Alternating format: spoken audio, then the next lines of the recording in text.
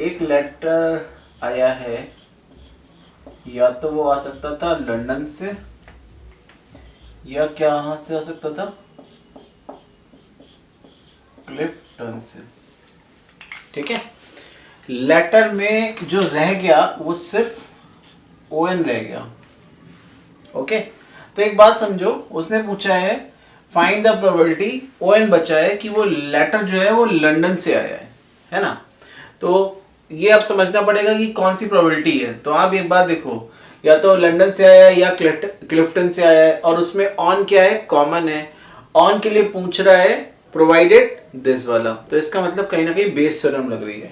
तो अब जरा देखते हैं, हमने बोल दिया कि ए जो है लेटर केम फ्रॉम लंदन, और बी हमने क्या बोल दिया, लेटर केम फ्रॉम क्लिफ्टन, और ई हमारा क्या हो गया, common event that is on. तो एक बात बताइए, फिर से वही चार्ट, probability of A, probability of B, letter या तो लंदन से आएगा या क्लिफ्टन से आएगा, इसका मतलब प्रोबेबिलिटी तो कितनी हो गई दोनों की, हाफ हाफ हो गई। Now what is probability E by A, what is probability E by B, कि आपको पता है लेटर लंदन से आया है ना, और उस पे ओएन रह गया, तो कितनी प्रोबेबिलिटी होगी। तो जरा ध्यान से देखिएगा, बहुत ध्यान से। यहां पे जो ऑन है उसको एक बॉक्स में डाल देते हैं, कोई सा भी एक ऑन डालना, एक ही ऑन पड़ेगा, कोई सा भी। हमने सपोज मान लो ये डाल दिया बॉक्स में, तो जरा देखना कितने हमारे पास लेटर्स बचे, 1 2 3 4 5, एक ये पूरा एक लेटर काउंट होगा, 2 3 4 5, कितने हो गए, 5। और 5 में से फेवर कितना कर रहे हैं, तो फेवर या तो ये वाला ऑन हो सकता है या ये वाला ऑन हो सकता है। ये बड़ा ट्रिकी पार्ट है यहाँ पे समझना। तो यहाँ पे होगा 2/5, इस चीज को समझ लीजिएगा कि जब मैं यहाँ पे टोटल लेटर्स काउंट करूंगा तो 6 नहीं काउंट करूंगा, या मैं इसको 4 नहीं काउंट करूंगा। मैं क्या करूंगा, कोई भी एक ऑन, या तो ये वाला या ये वाला, उसको एक पोटली में बांधूंगा। तो एक इसको बांध दिया, 2 3 4 और 5। फेवर कितने के होंगे, 2 के होंगे। ऐसी जरा क्लिफ्टन देखिए, क्लिफ्टन में तो है ही एक ऑन, तो जरा देखो 1 2 3 4 5 6, यानी कि इसकी प्रोबेबिलिटी हो गई 6, और एक ही ऑन है तो 1/6। अब हमसे क्या पूछ रहा है, हमसे पूछ रहा है पी ए बाई ई, इसका मतलब पी ए इंटू कितना, P E by A divide by P A into P E by A plus P B into P E by B, कितना हो जाएगा, हाफ इंटू 2/5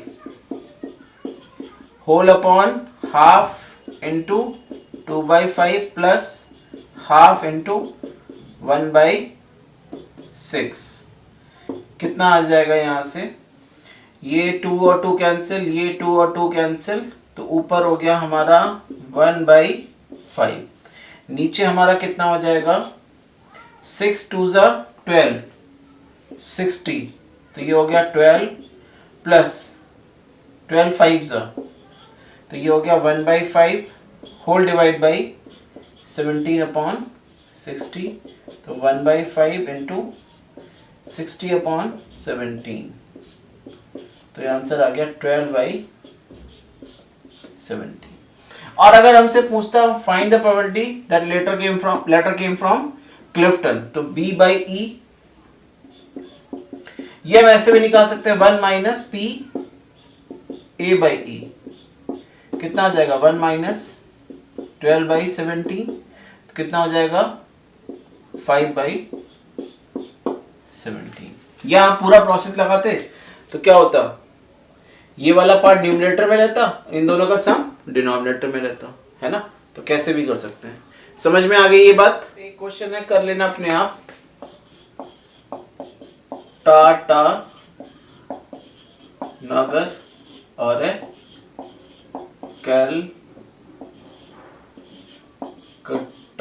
कलकत्ता, ठीक है। इसमें बचता है टा, लेटर या तो कलकत्ता से आया है या टाटा नगर से आया है, और लेटर पे क्या रह गया, टा। तो बताइए प्रोबेबिलिटी कि वो लेटर टाटा नगर से आया है। कर लोगे ना अब ये वाला क्वेश्चन भी।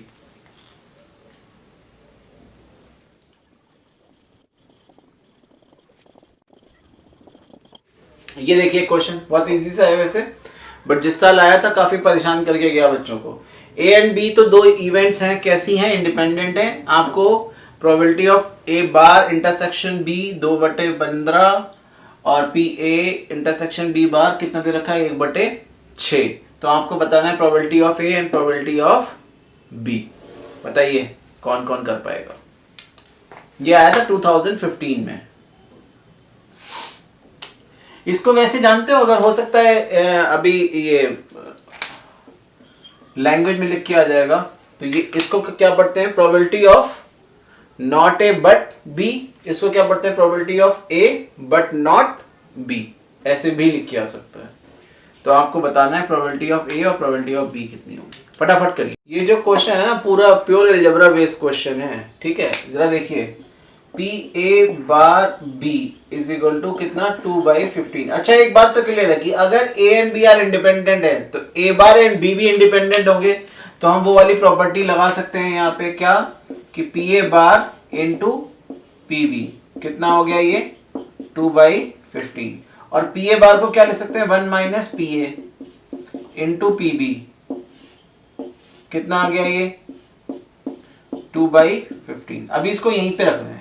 अगला देखिए क्या है, P A intersection B bar is equal to 1/6। इसका मतलब P A into P B bar कितना 1/6 और पी बी बार को अगेन हम क्या लिखने जा रहे हैं 1 माइनस, क्योंकि हमें पी और पी बी निकालना है।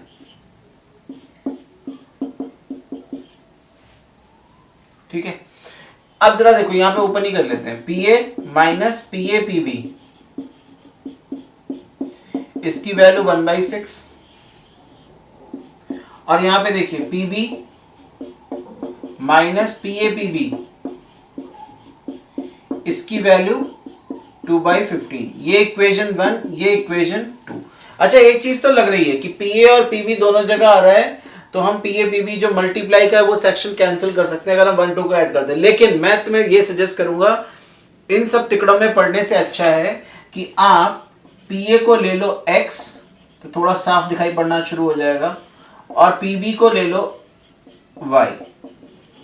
अब देखिए दो इक्वेशन, ये क्या है y minus x y is equal to 2/15 और ये क्या है आपकी x minus x y is equal to 1/6। ठीक है, 1 माइनस 2 कर देना है, तो y minus x y 2/15 x minus x y minus plus minus, ये कैंसिल, ये हो गया y minus x is equal to 2/15 minus 1/6, y minus x is equal to LCM ले लो, 15 इंटू 6 ही कर देते हैं 12,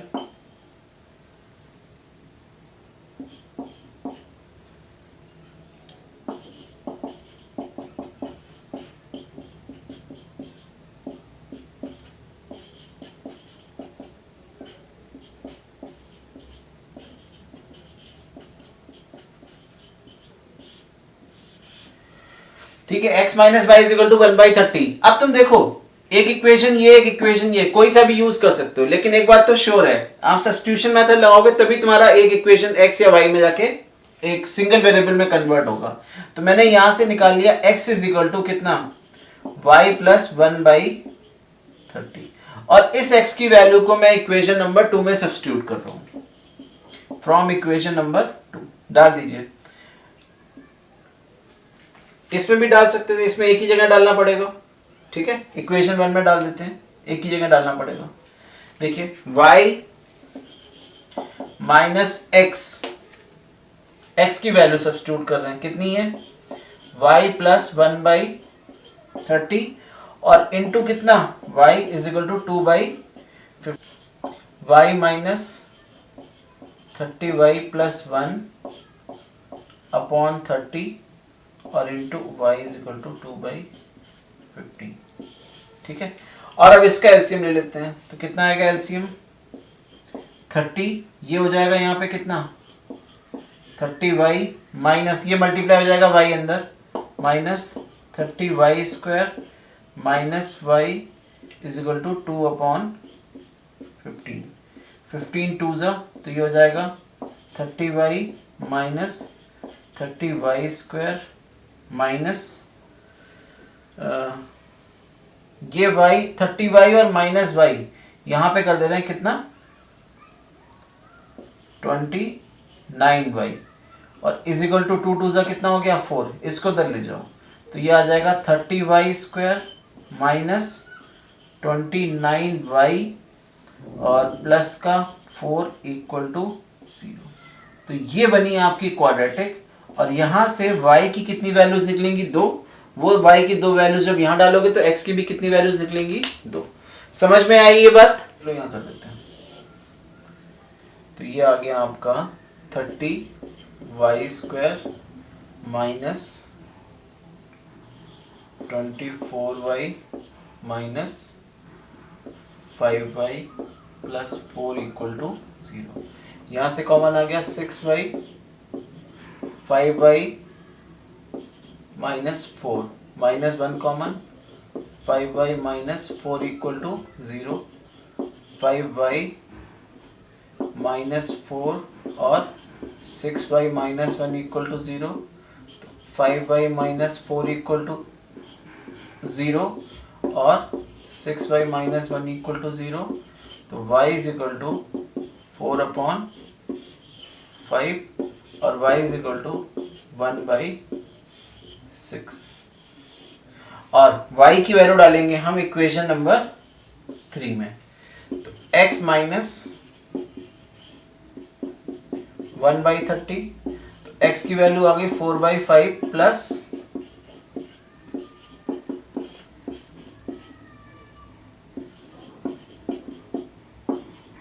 ये हो गया 25/30 तो x हो गया 5/6 किस वैल्यू पे y की इस वैल्यू पे और 1/6 डालेंगे अगर कहाँ जाएगी 1/6 यहाँ पे x minus 1/6 is equal to 1/30 तो x 1/6 प्लस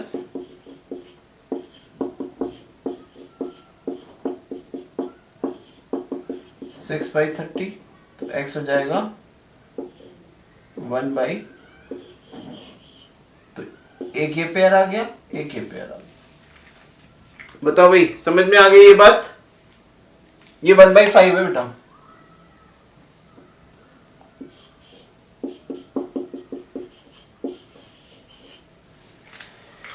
क्लियर है ये बात? अगर ये इक्वेशन बन गई तो आपको समझ में आ गया कि एक्स वाई रिप्लेस हो जाएगा, गायब हो गया। मतलब या तो एक्स वाई की वैल्यू यहाँ सब्स्टिट्यूट कर दो या सब्ट्रैक्ट कर दो।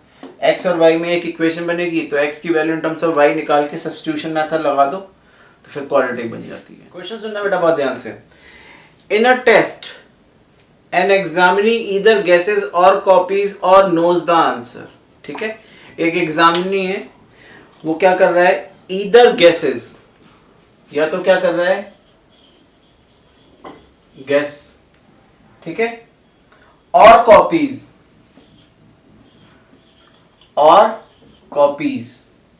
और नोज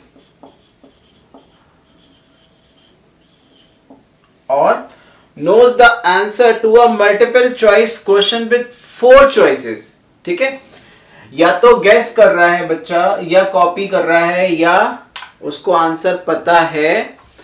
किसमें? मल्टीपल चॉइस क्वेश्चन है, एमसीक्यू है, जिसमें से 4 चॉइसेस दी हुई हैं। ठीक है, अब आपको दे रखा है the probability that he makes a guess. Probability किसकी दे रखी है? Makes a guess. कितनी दे रखी है? 1/3। And probability that he copies the answer, probability he copies the answer कितनी है? 1/6। और दे रखा है the probability that his answer is correct. अच्छा, ये वाला जो है probability he copies the answer, probability that he copies the answer is 1/6.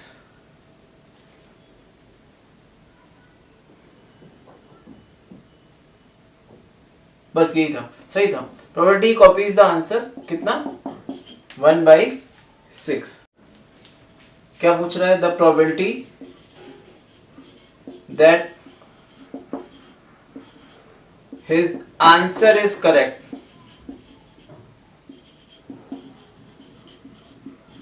Probability that his answer is correct given that he copied, और गिवन क्या था? गिवन दैट ही कॉपीड कितना है 1/8। Find the probability that he knows the answer, और हमें पता क्या लगाना है? Find probability he knows the answer, he knows the answer, ठीक है। and the to the question given that he correctly answered it, given he correctly answered it, ठीक है। तो ये मैंने पूरा क्वेश्चन आपको समराइज कर दिया है, फिर से देख लेते हैं एक बार क्या क्या कहानी है। कहानी ये है कि एक बच्चा है, एक पेपर दे रहा है, या तो वो गेस कर रहा है या कॉपी कर रहा है या नोज द आंसर है। मल्टीपल चॉइस क्वेश्चन है, 4 ऑप्शन वाला। प्रोबेबिलिटी मेक अ गेस कितनी है 1/3, कॉपी करने की है 1/6, और probability that answer is correct given that he copy कितना है 1/8। अब हमें निकालनी probability that he knows the answer given he correctly answered it. तो क्या मुझे बताओ, इतना क्वेश्चन पढ़ के आपको समझ में आ गया कि जो आपने प्रोबेबिलिटी का चैप्टर पढ़ रखा है उसमें से कौन से टॉपिक पे बेस्ड क्वेश्चन है ये? जल्दी बोलो। Theorem based. यस,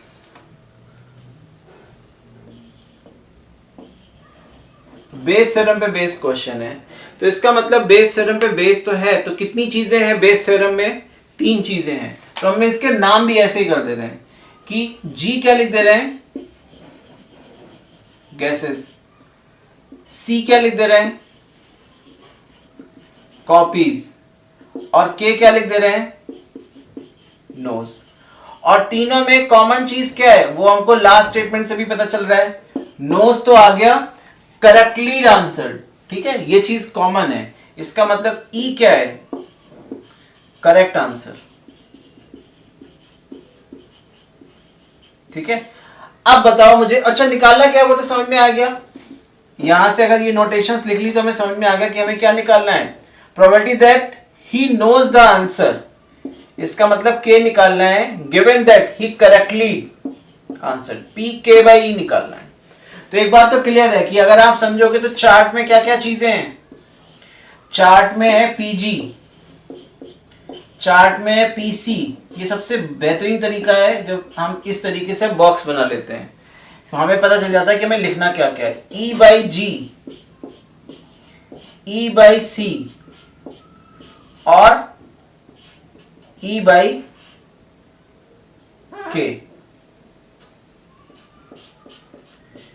ये सारी वैल्यूज हमें पता लगानी है। ये पता लगा लिया फिर तो आपको पता है K/E का मतलब क्या हो जाएगा? PK into PE/K whole upon, फिर क्या आएगा? PG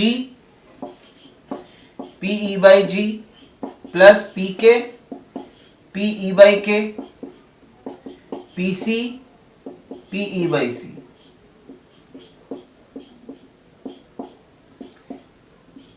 इन सबको ऐड करके और डिवाइड करना, ठीक है।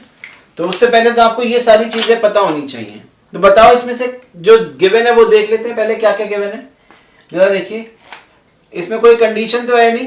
Probability makes a guess that is 1/3, तो ये बात तो समझ में आ गई। ये कितनी है? 1/3। He copies the answer again without no condition, कितना हो गया? 1/6। फिर probability that answer is correct given that he copies and answer is correct, तो ये हो जाएगा कितना? 1/8। अब सिंपल सी बात है, ना तो इसका पता है, ना इसका पता है, ना इसका पता है। ये चीजें, 3 चीजें इसमें मिसिंग है। तो बताइए जरा, सबसे पहले इसकी बात कर लेते हैं। पीके कैसे निकलेगा, याद आया? आपको बताया गया है कि ये इवेंट्स कैसी होती है, म्यूचुअली एक्सक्लूसिव, तो इन तीनों का सम 1 होना चाहिए। इसका मतलब पीके की वैल्यू अगर नहीं पता तो 1 माइनस क्या कर देंगे, 1/3 माइनस 1/6, तो आपका क्या निकल आएगा, पीके निकल आएगा। तो जरा देखिए पीके कितना आ जाएगा, ये आ गया 1/2 आ गया, ठीक है।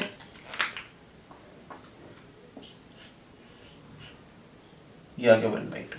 नाउ E बाई जी और E बाई के, इनकी वैल्यूज क्या होंगी, कौन बताएगा?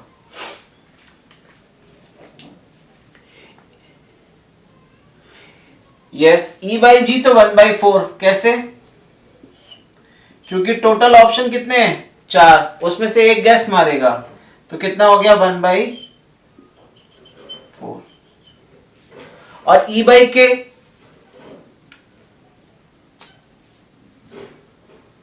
कैसे?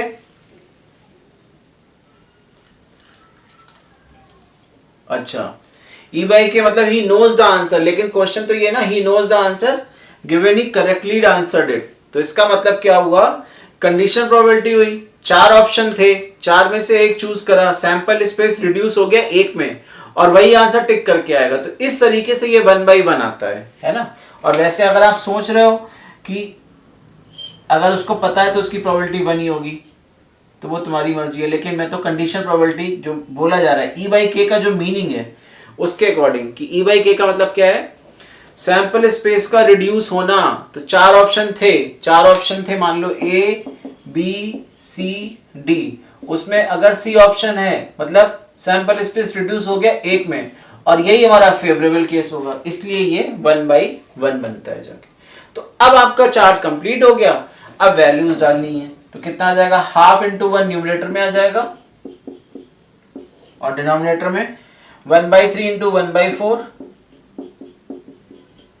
प्लस 1/6 × 1/8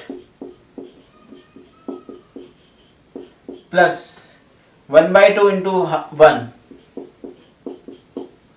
तो ये हो जाएगा 1/2 होल डिवाइड बाई, ये हो गया आपका 1/12, 1/48, ये हो गया 1/2। एलसीएम ले लीजिए, कितना आ गया, 48 आ गया,